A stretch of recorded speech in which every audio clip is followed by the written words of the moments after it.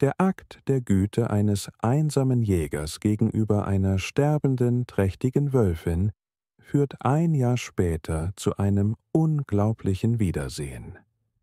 Nachdem er die Wölfin und ihre ungeborenen Jungen gerettet hatte, hörte er ein Geräusch, das ihm Tränen in die Augen trieb. Auf einer kleinen Lichtung entdeckte Jack etwas Schockierendes. Eine trächtige Wölfin, krank und allein, lag hilflos im kalten Schnee Alaskas. Ohne zu zögern griff Jack in seinen Rucksack und holte das Dörrfleisch heraus, das er für das Mittagessen vorbereitet hatte. Vorsichtig warf er es der Wölfin zu, die vorsichtig daran schnupperte, bevor sie es fraß. »Bitte sehr, Mädchen«, sagte Jack leise. »Du brauchst das mehr als ich.« Während er die Wölfin beim Fressen beobachtete, fiel Jack auf, wie dünn sie war. Ihr Fell war verfilzt und schmutzig, und sie sah aus, als hätte sie seit Tagen nichts mehr gegessen. Er fragte sich, was mit ihrem Rudel passiert war, da Wölfe normalerweise in Gruppen leben und sich gegenseitig beim Jagen und Überleben helfen. Aber diese Wölfin war ganz allein. Von diesem Tag an machte Jack es sich zur Aufgabe, der Wölfin zu helfen. Er nannte sie Luna, weil ihr Fell wie Mondlicht schimmerte. Da er wusste, dass Luna bald Kinder bekommen würde, machte sich Jack Sorgen, wie sie ihre Welpen im kalten Winter versorgen würde. Er wusste, dass er schnell handeln musste. Er verschwendete keine Zeit und eilte zurück zu seiner Hütte, um Vorräte zu sammeln. Er kehrte mit einer Axt, einem Seil und so vielen Decken, wie er tragen konnte, zurück. Den ganzen Tag über arbeitete Jack unermüdlich und baute einen kleinen Unterschlupf in der Nähe der Stelle, an der er Luna gefunden hatte. Als die Sonne unterging, wusste Jack, dass es Zeit war, Luna wegzubringen. Langsam näherte er sich ihr und sagte in einem beruhigenden Ton: »Hallo, Luna, ich habe einen besseren Platz für dich zum Ausruhen.« Luna sah ihn mit müden Augen an, versuchte aber nicht, sich zu entfernen. Jack wickelte Luna mit großer Sorgfalt in eine warme Decke ein. Sie war schwach und wehrte sich nicht, als er sie vorsichtig in seine Arme hob. Er legte Luna vorsichtig auf die weiche Matte. Sie schien sich fast sofort zu entspannen, eingetaucht in die Wärme und Behaglichkeit ihres neuen Zuhauses. Als die ersten Sterne am Himmel erschienen, machte er sich widerwillig zum Aufbruch bereit. »Ich werde morgen früh wiederkommen, Luna, aber jetzt ruh dich erst einmal aus.« Von diesem Tag an kam Jack jeden Tag, brachte Luna Futter und sah nach, wie es ihr ging. Anfangs war Luna noch vorsichtig, aber mit der Zeit begann sie, ihm zu vertrauen. Jacks Freundlichkeit gegenüber dem Mond blieb von den anderen Tieren des Waldes nicht unbemerkt. Ein neugieriger schwarzer Wolf begann, Jack bei seinen täglichen Besuchen auf dem Mond zu folgen. Mond. Zuerst war Jack besorgt, dass der schwarze Wolf versuchen könnte, Luna oder ihren zukünftigen Welpen etwas anzutun. Aber zu seiner Überraschung schien sich der schwarze Wolf genauso um Luna zu kümmern wie er selbst. Als Jack eines Tages zu Lunas Unterschlupf kam, sah er Schwarzer Wolf, der sich neben ihr zusammengerollt hatte und sie warm hielt. Jack konnte seinen Augen nicht trauen. Es war, als ob Schwarzer Wolf wusste, dass Luna Hilfe brauchte, und er wollte seinen Teil dazu beitragen. Der Winter zog sich hin, und Jack kümmerte sich weiterhin um Luna. Er sprach zärtlich mit ihr und erzählte ihr Geschichten über sein Leben im Wald. Luna schien ihm zuzuhören und hielt ihre bernsteinfarbenen Augen auf Jack gerichtet, während er sprach. Eines stürmischen Abends wurde Jack besorgt. Draußen vor dem Fenster seiner Hütte heulte der Wind und ließ das Glas klirren. Er hatte das Gefühl, dass etwas nicht stimmte. Er zog seinen wärmsten Mantel an und ging hinaus in den Schneesturm, um nach Luna zu sehen. Der Schnee war so dicht, dass er kaum sehen konnte, wohin er ging, aber er ging weiter und machte sich Sorgen um seine Wolfsfreundin. Als er Lunas Versteck erreichte, sank sein Herz. Der Mond war nicht da. Er sah sich um und rief ihren Namen. Dann hörte er ein leises Wimmern. Jack folgte dem Geräusch und entdeckte Luna in einer kleinen Höhle in der Nähe. Sie brachte ihre Kinder zur Welt. Jack blieb den ganzen Abend bei Luna und versuchte, sie zu beruhigen und warm zu halten. Er deckte sie mit seinem Mantel vor dem kalten Wind zu, der in die Höhle wehte. Die Stunden vergingen, und Jack sah mit Erstaunen zu, wie Luna 4 winzige, sich windende Wolfsjunge zur Welt brachte. Nach der Geburt ging Jack fort und versprach Luna, am nächsten Morgen wiederzukommen. Am nächsten Tag, als sich der Sturm endlich gelegt hatte, kam Jack wie versprochen. Er sah Luna, die sich mit ihrer neuen Familie zusammengerollt hatte und müde, aber glücklich aussah. Er half ihr, sich um die Welpen zu kümmern und brachte ihr zusätzliches Futter, damit sie Milch für sie zubereiten konnte. Die Wochen vergingen, und die Welpen wurden immer kräftiger. Sie begannen zu spielen und das Gelände außerhalb des von ihm gebauten Unterschlupfs zu erkunden. Für sie. Jack genoss es, ihnen zuzusehen, besonders dem kleinsten Welpen, den er Tiny nannte. Tiny war immer der Letzte, der etwas Neues ausprobieren wollte, aber sobald er damit anfing, wurde er der Abenteuerlustigste. Der schwarze Wolf besuchte sie weiterhin, und jetzt spielte er mit den Welpen, als wären sie seine eigene Familie. Jack war erstaunt, wie gut der schwarze Wolf und Luna miteinander auskamen. Es schien, als hätten sie ihr eigenes kleines Rudel gebildet, in dem Jack ein Ehrenmitglied war. Als der Frühling nahte, bemerkte Jack, dass der Wald immer lebendiger wurde. Eines Nachmittags, als er Luna und ihre Jungen besuchte, hörte er in der Ferne das Knacken von Ästen und gedämpfte Stimmen. Der Instinkt eines Wilden sagte ihm, dass etwas nicht stimmte. Jack schlich leise durch das Unterholz und folgte den Geräuschen. Bald sah er 4 Jäger mit Gewehren, die die Spuren des Mondes im schmelzenden Schnee verfolgten. Sein Herz begann wild zu schlagen, als er ihr Gespräch hörte. »Wir verfolgen dieses Wolfsrudel schon seit Tagen«, flüsterte einer der Jäger. »Sie sind in der Nähe von Bauernhöfen gesichtet worden. Wir können nicht zulassen, dass sie Vieh oder Menschen angreifen.« »Ich habe gehört, dass es dort Welpen gibt«, fügte ein anderer hinzu. »Es ist besser, wenn wir uns jetzt darum kümmern, bevor es noch schlimmer wird.« Jack wusste, dass er schnell handeln musste. Er lief schnell zu Lunas Versteck und überlegte sich krampfhaft einen Plan. Als er ankam, sah er, wie Luna ihre Jungen tiefer in die Höhle drängte. Der schwarze Wolf stand am Eingang Wache. Jack hörte jedoch, wie die Jäger näher kamen und ihre Stimmen lauter wurden. Als die Jäger in Sichtweite kamen, stand Jack fest vor dem Eingang des Unterschlupfs. Seine Haltung war entschlossen.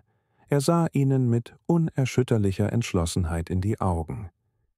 »Diese Wölfin und ihre Jungen stehen unter meinem Schutz«, sagte er fest, und seine Stimme hallte in der stillen Waldluft wider.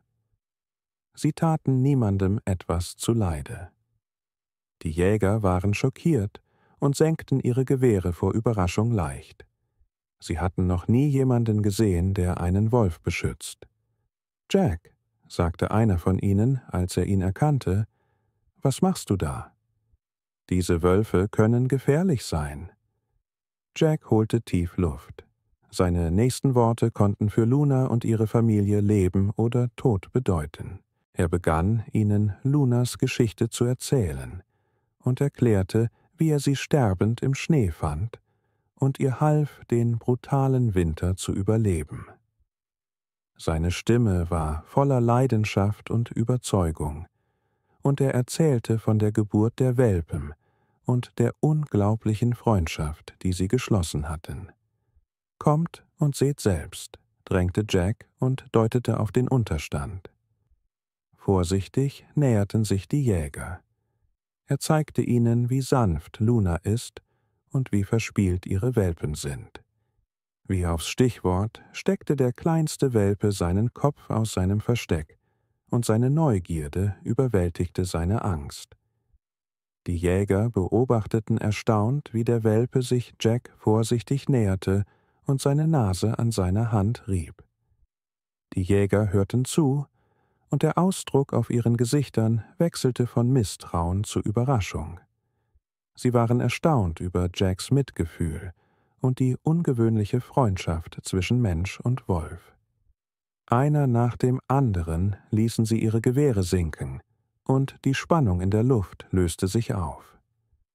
»So etwas habe ich noch nie gesehen«, gab ein Jäger zu und schüttelte ungläubig den Kopf. »Vielleicht haben wir voreilige Schlüsse gezogen.« Jack hat den Moment genutzt. »Diese Wölfe sind keine Bedrohung«, erklärte er. »Sie sind eine Familie, die nur versucht zu überleben, genau wie der Rest von uns. Ich habe sie genau beobachtet, und ich kann euch versichern, dass sie sich nicht in die Nähe von Farmen begeben haben. Sie jagen im tiefen Wald, weit weg von Menschen.« Die Jäger tauschten Blicke aus und überdachten offensichtlich ihren Auftrag. Schließlich ergriff der Anführer das Wort. »Okay, wir vertrauen euch, aber ihr müsst ein Auge auf sie haben. Passt auf, dass sie nicht in Schwierigkeiten geraten.« Jack nickte feierlich und fühlte sich entlastet. »Ihr habt mein Wort«, versprach er, und wusste, dass er soeben der offizielle Beschützer von Lunas Rudel geworden war. Als die Jäger gegangen waren, wandte sich Jack dem Unterstand zu. Luna und der schwarze Wolf standen am Eingang, ihre bernsteinfarbenen Augen trafen sich. Als der Frühling kam, wusste Jack, dass es an der Zeit war, Luna und ihre Welpen wieder in die Wildnis zu entlassen. Obwohl es eine schwierige Entscheidung war, wusste er, dass es das Beste für ihr Überleben war. An einem kühlen Morgen ging Jack zu dem Unterschlupf, den er gebaut hatte. Luna und ihre Welpen waren bereits draußen und genossen den Sonnenschein. Jack ging langsam auf sie zu, überwältigt von seinen Gefühlen. »Hallo Mädchen«, sagte er sanft. Luna spitzte die Ohren und wedelte mit dem Schwanz. Die Welpen, die nun größer und selbstbewusster waren, spielten zu ihren Füßen. Tief durchatmend begann Jack, den Unterstand abzubauen. Er räumte die Äste und Stämme weg, die er sorgfältig zusammengesucht hatte. Während er arbeitete, sprach er mit Luna und erklärte ihr, was er vorhatte. »Es ist Zeit, dass du gehst, Luna«, sagte er mit gefühlvoller Stimme. »Du und deine Welpen müssen frei sein, um wie Wölfe zu leben.« Luna beobachtete ihn aufmerksam und schien zu verstehen. Der schwarze Wolf, ihr ständiger Begleiter, beobachtete, was in der Nähe geschah. Als die Decke weg war, sammelte Jack die Decken ein, die er für Luna benutzt hatte. Er faltete sie sorgfältig zusammen, um sie als Andenken zu behalten. Als der Bereich wiederhergestellt war, wusste Jack, dass es Zeit war, sich endgültig zu verabschieden. Er kniete sich hin und erlaubte den Welpen, sich ihm ein letztes Mal zu nähern. Zu ihm. Jeder von ihnen knabberte an seiner Hand und demonstrierte damit ihr wildes Wesen. Schließlich wandte sich Jack Luna zu.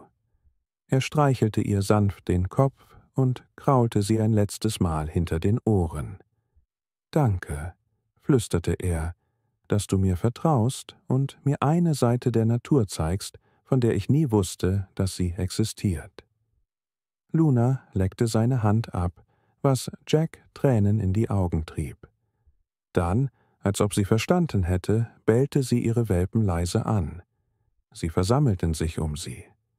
Jack stand auf und trat einen Schritt zurück.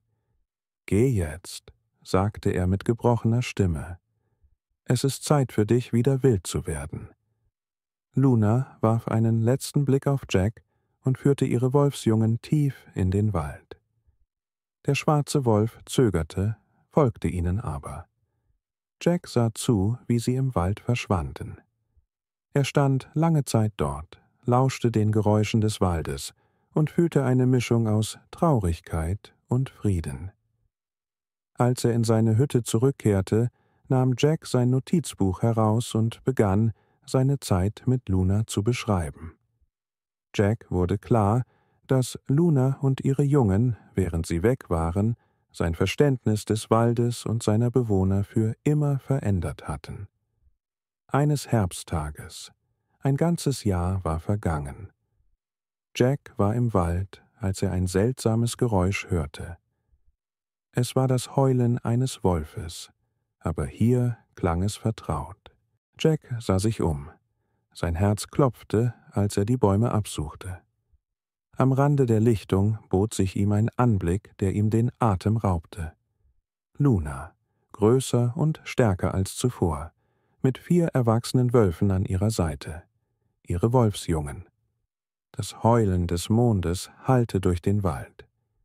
Sie schien diesen Ort wiederzuerkennen, den Ort, an dem Jack ihr geholfen hatte, den strengen Winter zu überleben und an dem sie geboren hatte. Die vertraute Umgebung veranlasste sie wahrscheinlich dazu, instinktiv ihre Stimme zu erheben, um ihr Revier zu markieren und ihrem Rudel zu signalisieren. Jacks Augen füllten sich mit Tränen, als er Luna und ihre Familie betrachtete. Sie sahen gesund und glücklich aus. Lunas Augen trafen Jacks, und einen Moment lang dachte er, sie hätte ihn erkannt, weil sie sich an die Freundlichkeit erinnerte, die er ihr vor einem Jahr erwiesen hatte. Dann heulte Luna erneut, und dieses Mal stimmten ihre erwachsenen Welpen mit ein, und ihre Stimmen verschmolzen zu einem wunderschönen, wilden Chor. Jack lachte und weinte gleichzeitig, schockiert von dem unerwarteten Wiedersehen und dem Beweis, dass Lunas Familie gut gedieh. Er bemerkte das Aufblitzen von schwarzem Fell. Der schwarze Wolf war immer noch hinter Lunas Rudel her. Jacks Herz schlug vor Freude, als er sah, dass die unglaubliche Freundschaft zwischen dem schwarzen Wolf und Luna weiter bestand. Einige kostbare Minuten lang blieben Luna und ihre Familie am Rande der Lichtung stehen, so als wollten sie Jack zeigen, wie gut es ihnen ging. Dann, mit einem letzten Blick auf Jack, drehte sich Luna um und verschwand im Wald, während ihre Jungen und der schwarze Wolf ihr dicht auf den Fersen folgten. Nachdem die Wölfe gegangen waren, war Jacks Herz mit Glück und Stolz erfüllt. Er hatte sich immer für einen einfachen Jäger gehalten, aber jetzt wurde ihm klar, dass er Teil von etwas Größerem war. Seine Freundlichkeit hatte nicht nur Luna und ihre Welpen gerettet, sondern auch ihn selbst in einer Weise verändert, die er nicht erwartet hatte. Hatten Sie schon einmal eine unerwartete Begegnung mit einem wilden Tier, die Ihre Denkweise verändert hat? Lassen Sie es uns in den Kommentaren wissen.